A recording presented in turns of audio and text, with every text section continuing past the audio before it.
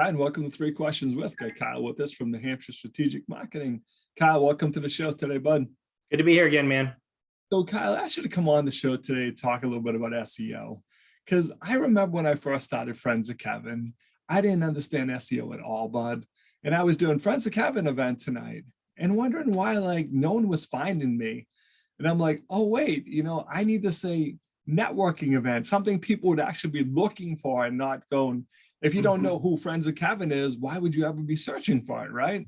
Right, exactly. Yeah, I mean, the way Google works, they have an algorithm, a formula basically of somebody going to Google, typically because they have a problem, they're looking for something, they're trying to hire somebody to do something.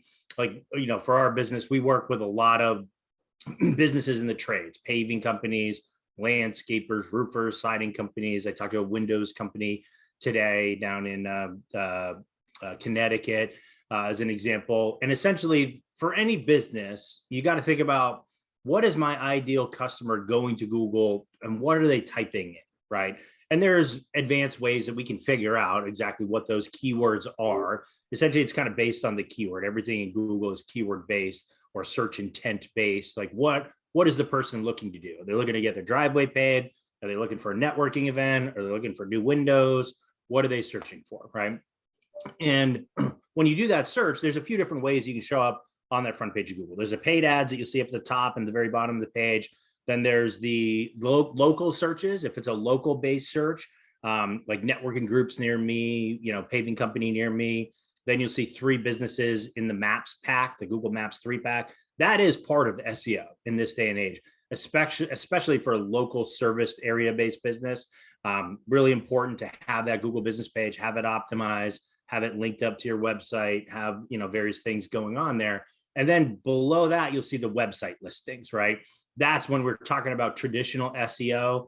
That's kind of what we're focusing on. And all you're really trying to do with SEO is better inform the little Google robots that are crawling over your website and making it easier for them to understand who you are, what you do, the services you offer. And when Google understands that better, that'll help you attract the right people that are looking for what you do. How do you stand out, Kyle? I mean, you mentioned a paving company. I live in Drake. I think we have 5. Yep. And they're all fighting for that, be ahead of each other. Sure. How does it all work? How do you win? Yeah.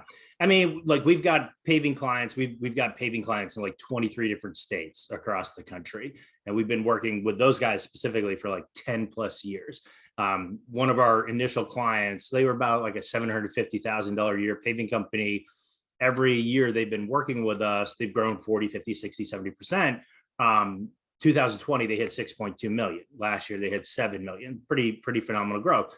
The way that we help them achieve that growth is by helping them dominate the front page of Google, right? When somebody's going to Google looking for a paving company in the area that they service, they own the front page. Essentially what we do for our clients, we play Google Monopoly. If you remember the board game Monopoly as a kid growing up, the way you win is you own more properties on the board than anybody else. When they land on your property, they're giving you the money instead of somebody else. So for that client, we're showing up in the paid ads at the top of the page. We've connected the paid ad account to their Google business page. So they have another paid ad spot in the Google Maps pack. They're ranking organically in the Google Maps pack up at the top of the page with hundreds of reviews from their happy clients. Getting those reviews is part of local SEO because Google's paying attention. How many reviews you're getting, how often you're getting them, what are people saying, what keywords are people saying in those reviews. That user generated content is part of their SEO formula. Then their website is ranking down below for the different services they have, right? So part of the answer to the question is show up in as many different spots as you can on the front page for those keywords that you really want to be attracting that potential buyer. And then the page that you drive them to is important, right? As far as standing out, you've got to answer the question. If, in the example of a paving company, if I know I want to get my driveway repaved, right? And I'm just trying to figure out who's going to do it. I don't have a personal recommendation from Kevin, then I'm going to go to Google and I'm going to search for it, right? That's how we all operate, right? If I don't have that personal recommendation, I'm just going to Google it. It's a verb in our, in our language nowadays, because that's what you do. You just Google it, right? And the key is you got to show up when and where people are searching, get them to that page, and then the page then kind of takes that ball and runs with it. And on that page, you got to think about your website when you're creating the content, when you're creating the layout for it.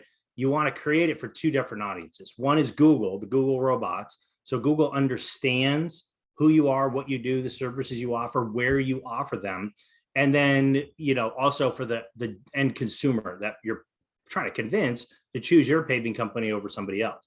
And on that page, it should do a good job saying who you are, what you do, where you do it, testimonials from happy clients, why they should do business with you instead of anybody else. Like that website needs to sell that and tell that person and inform that consumer and give them the confidence that, yeah, you're good at what you do. They should pick up the phone and call you for an estimate over anybody else. Okay. Is that helpful?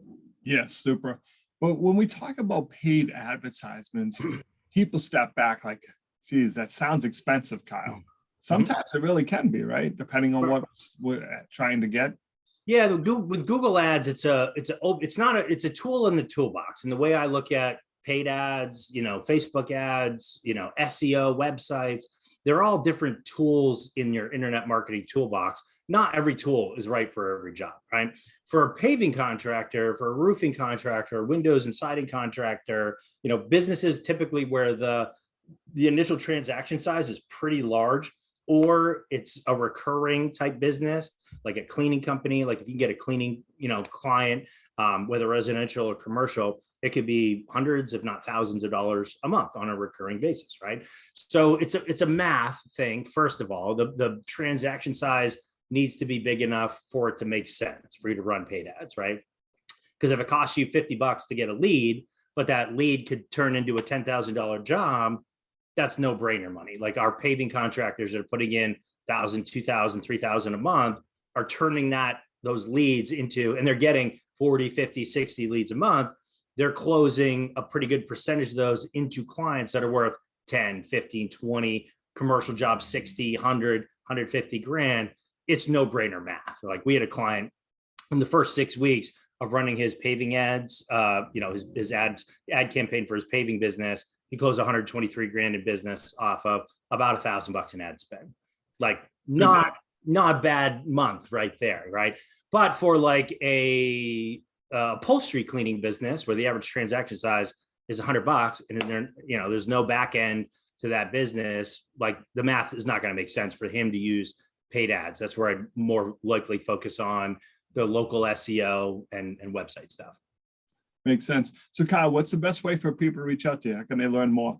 Yeah, if you want to learn more, just go to nhstrategicmarketing.com. We're on all the socials, but check us out there. You can book an appointment. We can chat, take a look at your business, see how we can help you out.